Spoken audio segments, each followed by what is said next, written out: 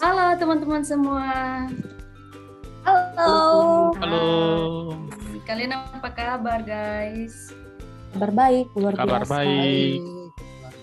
Oke, Bang Novirius sehat Bang? Yang kepanasan. Oke, gimana rancangan aktualisasi kalian teman-teman? Udah gimana nih perkembangannya? Puji Tuhan, udah mulai siap. Proses. Gitu ya.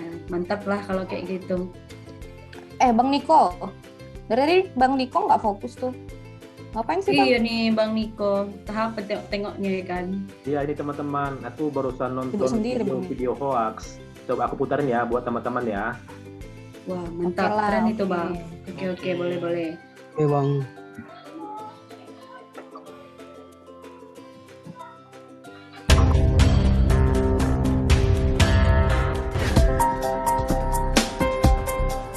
Informasi virus corona yang dapat menyebar melalui udara merupakan contoh salah satu informasi yang sebelumnya merupakan hoax, tetapi menjadi informasi fakta akibat perkembangan penelitian di dunia yang tidak boleh diremehkan.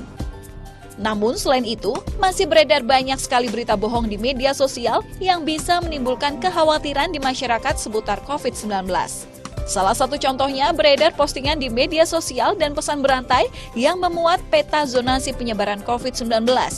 Pada gambar yang beredar dikatakan bahwa seluruh wilayah di Jakarta telah masuk ke zona merah. Dalam postingan yang beredar di media sosial WhatsApp tersebut, ada narasi yang menyebutkan bahwa hari ini di Jakarta sudah masuk zona merah.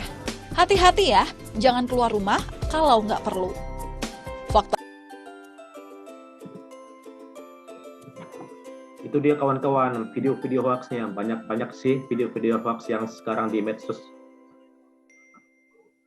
Terus Hati-hati bagaimana loh, Bang, kita sama berita. bagaimana kita mengetahui kalau itu berita hoax, Bang Niko, kawan-kawan? Iya, bener banget sih. Mungkin ini bisa jadi bahan diskusi kita juga ya, teman-teman ya. Gimana sih cara kita memberantas berita-berita hoax Betul. gitu ya? Nah, kalau menurut kalau menurut Kak Nike dulu lah dari Kak Nike nih.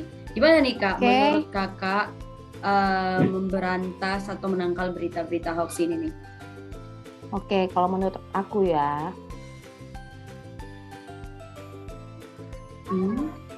salah satu caranya adalah lebih jeli membaca dan memperhatikan judul. Informasi hoax biasanya ditandai dengan judul yang bombastis atau bersifat clickbait. Tujuan pemberian judul ini adalah untuk menarik perhatian pembaca sehingga mengklik informasi yang disebar. Pemilik situs informasi tersebut tentu memperoleh penghasilan dari jumlah klik yang didapat. Padahal informasi di dalamnya belum tentu sesuai dengan judul yang diberikan. Oleh karena itu, sebelum percaya terhadap informasi di internet, kenali dulu judulnya. Cobalah selalu berpikir kritis ketika membaca sebuah judul berita. Perhatikan dengan seksama judul beritanya. Biasanya judul berita yang berlebihan atau bombastis adalah berita hoax. Kalau menurut aku begitu sih kawan-kawan. Menurut kawan-kawan yang lain, Bang Niko, gimana Bang? Kalau menurut aku sih, yang kedua itu perhatikan sumber berita dan pastikan dari media yang terpercaya. Sumber merupakan salah satu bagian yang paling penting di dalam melakukan secara cermat mendeteksi informasi hoax. Saat ini, jika kita mengunjungi situs dengan pers Indonesia, kita akan menemukan daftar-daftar media online yang telah diverifikasi administratif dan faktual.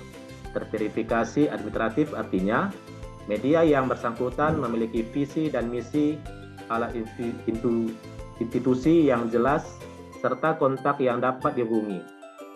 Sementara terverifikasi faktual artinya media yang bersangkutan selalu menyajikan informasi berdasarkan fakta yang ada di lapangan. Sebagai penerima informasi dari internet, kita juga harus memperhatikan link situs berita yang kita baca. Situs berita penyebar hoax biasanya mengundang kata yang tidak netral. Penamaan situs itu menunjukkan tidak netralnya situs yang bersangkutan. Kalau menurut aku sih demikian. Kalau menurut Abang Novriaman bagaimana Bang? Ya, kalau menurut saya, yang pertama kita lihat juga adalah memperhatikan narasumbernya.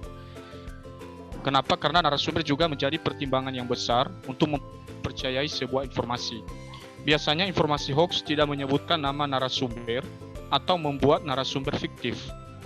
Terkadang informasi hoax mengambil nama orang tertentu untuk dijadikan sebagai narasumber palsu tanpa sepengetahuan orang tersebut.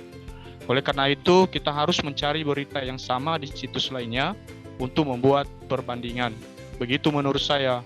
Nah, bagaimana dengan Bang Noverius? Ya, kalau menurut aku salah satu penangkal hoax itu yaitu memperhatikan gambar yang menjadi pelengkap berita. Gambar juga seringkali membuat orang percaya dengan sebuah informasi, padahal belum tentu informasi tersebut sesuai dengan fakta. Untuk menghindari hal tersebut, kita dapat mencari foto yang dicurigai sebagai foto palsu melalui image google.com. Caranya dengan mengunggah foto yang ingin kita ketahui sebenarnya. Google akan menunjukkan sebuah foto yang sama, sehingga kita dapat mengetahui situs mana yang pertama kali mengunggah foto tersebut. Nah, begitu menurut saya. Bagaimana menurut Ibu Ningsih? Oke, nah kalau menurut aku sendiri sih ya teman-teman, cara menangkal hoax adalah dengan membandingkan informasi dari situs lain. Di mana membandingkan sebuah informasi dari situs yang lain tertentu dengan informasi yang sama di situs lain adalah salah satu cara cermat mendeteksi informasi hoax, tapi tentu kita harus membandingkannya dengan beberapa situs terpercaya saat ini. Berita hoax dengan sangat mudah tersebar, tak sedikit malah yang memakan korban. Jadi kita juga sebagai pembaca berita dituntut untuk lebih jeli melihat sebuah berita, jangan sampai kita terjebak membagi-bagi informasi yang nyatanya hoax di media sosial. Jadi itu kalau menurut aku teman-teman. Baik teman-teman, jadi tadi kita sudah saksikan bersama, kita udah bahas bersama ya tips-tips menangkal berita hoax. Jadi mari kita menjadi ASN yang